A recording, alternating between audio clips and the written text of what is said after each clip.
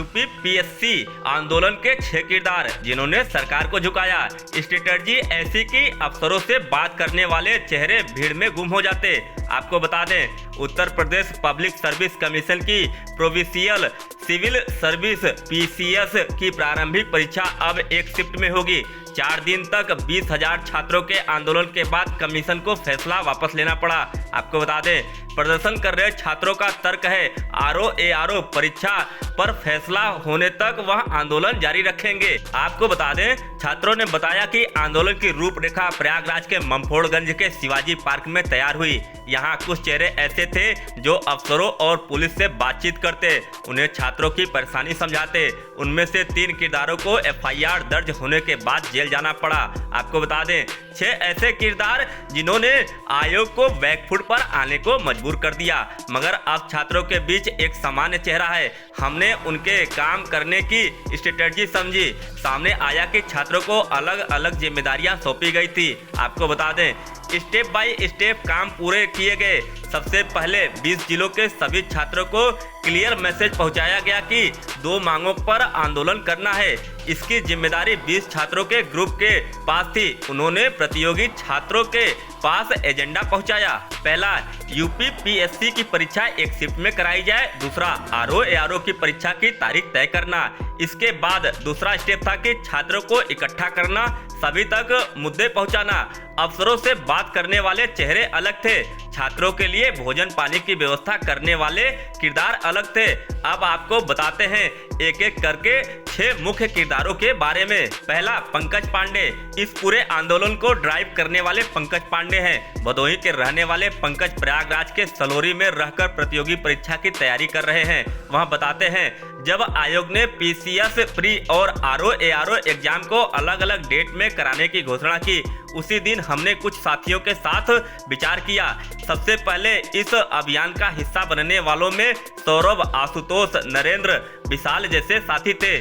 चाय की दुकान से चर्चा शुरू होने के बाद फवारा चौराहे के पास शिवाजी पार्क में पहली बैठक हुई।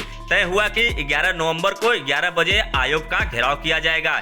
इसके बाद एक स्ट्रेटजी बनाई गई, छात्रों की अलग अलग जिम्मेदारी तय की गई। दूसरा, आशुतोष पांडे। आशुतोष इस आंदोलन में वह चेहरा थे जो अफसरों के सामने रहते। जब भी कोई आयोग, पुलिस या प्रशासन का अफसर बातचीत के लिए आता, आशुतोष पांडे ही एजेंडा पर चर्चा करता। वह छात्रों के मुद्दों को बेबाकी से रखते। कोशिश होती कि अफसर उनकी बातों को विश्वास के साथ समझे। वह 4 दिन और रात आयोग के गेट पर ही बैठे रहे। हालांकि जब अफसर लौटते तो वह भी भीड़ में गुम हो जाते। अलर्ट रहने के बावजूद गुरुवार को सुबह उन्हें पुलिस ने हिरासत में ले ही लिया। इसके बाद छात्र उन्हें छोड़ने की मांग पर अड़ गए हैं। तीसरा, विशाल त्रिपाठी। विशाल की जिम्मेदारी स्लोगन के जरिए लड़ाई लड़ने की थी। एक से बढ़कर एक तीखे स्लोगन वार उनके दिमाग की उपज थी। सोशल मीडिया पर आम लोग इस आंदोलन से स्लोगन के जरिए ही जुड़े। विशाल कहते हैं, इस आंदोलन से छात्रों को भी जोड़ना था, इसलिए कोचिंग, लाइब्रेरी जैसी जगह पर गए, छात्रों को समझाया। फिर छात्रों ने प्रदर्शन अपने हाथों में ले लिया। चौथा, नरेंद्र कुमार। नरेंद्र को आंदोलन की सीधी भूमिका में नहीं रखा गया। तय हुआ कि वह धरने में शामिल नहीं होंगे, अलग बैठक कर पत्र और ज्ञापन तैयार करेंगे ताकि समय समय पर अधिकारियों के आने पर उन्हें मुद्दों से अवगत कराया जा सके। साथ ही छात्रों को क्या क्या समस्याएं आ रही हैं यह भी अफसरों को समझाया जा सके ताकि वह आयोग और शासन तक बात पहुंचा सके। नरेंद्र के साथ करीब 5 लोगों की और टीम रखी गई जो यही प्लानिंग करती थी कि पत्र या ज्ञापन में क्या कुछ लिखना चाहिए ताकि छात्रों की हक की बात आयोग तक पहुंचे। पांचवा, मोहम्मद अजान। आपको बता दें, अजान कहते हैं, इस आंदोलन में कोई नेता नहीं था, सभी साथी नेता थे क्योंकि यह छात्रों के हक की बात थी। मैं ज्यादातर छात्रों के भोजन पानी की व्यवस्था संभालता रहा ताकि आने वाले लोगों को परेशानी कम हो। आपको बता दें, उन्होंने कहा परीक्षा को कैसे करानी चाहिए यह कुछ अफसर तय कर लेते थे, तैयारी करने वाले छात्रों की परेशानी से कोई लेना देना नहीं। ऐसे में छात्रों का एकजुट होना ही सबसे बड़ी चुनौती थी। 20,000 छात्र जब गेट पर बैठ गए तब आयोग को विचार करना पड़ा। उन्होंने कहा कि यहाँ आने वाला हर शख्स एग्जाम के संबंधित डॉक्यूमेंट लेकर आया था ताकि कोई यह न कहे कि ये तो किसी पार्टी के आदमी है। छठा, मोनू पांडे। आपको बता दें, पंकज पांडे के साथ मोनू अगुवाई करते रहे। इस आंदोलन में एक अहम भूमिका सोशल मीडिया की ड्राइव संभालने की थी। व्हाट्सएप और फेसबुक पेज पर छात्रों से आयोग पहुंचने की अपील की जाती थी। उन्होंने कहा, हम आंदोलन करना ही नहीं चाहते थे। डीएम से लेकर आयोग के अफसरों से मुलाकात की गई, मगर उन्होंने ज्ञापन लेने तक खुद को सीमित रखा। छात्रों की सुनवाई नहीं की। आपको बता दें, छात्रों को जोड़ने में सबसे बड़ी भूमिका सोशल मीडिया की थी। व्हाट्सएप ग्रुप और टेलीग्राम के साथ सोशल मीडिया के अन्य प्लेटफॉर्म के जरिए यह मैसेज ज्यादा से ज्यादा ग्रुपों में शेयर किया गया।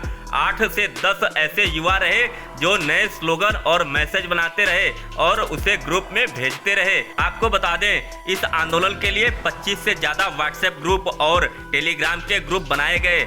इसमें हजारों की संख्या में प्रतियोगी छात्र छात्राओं को ऐड किया था। इस ग्रुप में पल पल की जानकारी दी जा रही थी। आपको बता दें, प्रतियोगी छात्र राजन तिवारी व प्रभात पांडे सोशल मीडिया पर बहुत सक्रिय रहे। यह विभिन्न सूचनाओं को व्हाट्सएप ग्रुपों में भेजते रहे। कब और कहां छात्रों को जुटना है, यह सब सूचना या सोशल मीडिया जैसे व्हाट्सएप ग्रुप या टेलीग्राम के जरिए छात्र छात्राओं तक पहुंचाने का काम करते रहे। इसमें शामिल हर अभ्यर्थी अपने जानने वाले छात्रों को सभी जानकारी दे रहे थे। आपको बता दें, देर रात और भोर में छात्र छात्राओं की संख्या धरना स्थल पर कम हो जाती थी।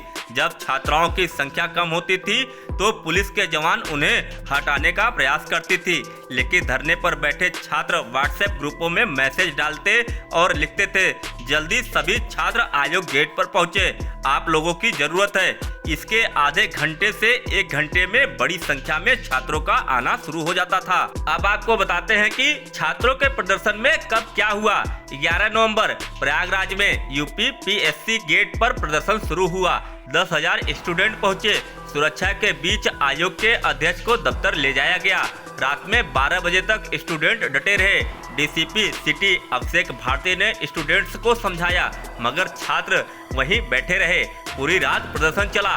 12 नवंबर छात्रों की संख्या 20,000 पहुंच गई। आयोग के सभी गेटों और उससे जुड़ी सड़कों पर बैरिकेडिंग कर दी गई। शहर के साथ गांव के थानों की फोर्स बुला ली गई। आरएएफ पीएससी लगा दी गई। पुलिस कमिश्नर तरुण गाबा, डीएम रविंद्र कुमार, डीसीपी अभिषेक भारती बातचीत को पहुंचे। छात्रों ने हंगामा करके लौटा दिया। 13 नवंबर दूसरी बार वार्ता हुई, बेनतीजा रही। छात्रों ने कहा, मांग पूरी करें तभी हटेंगे।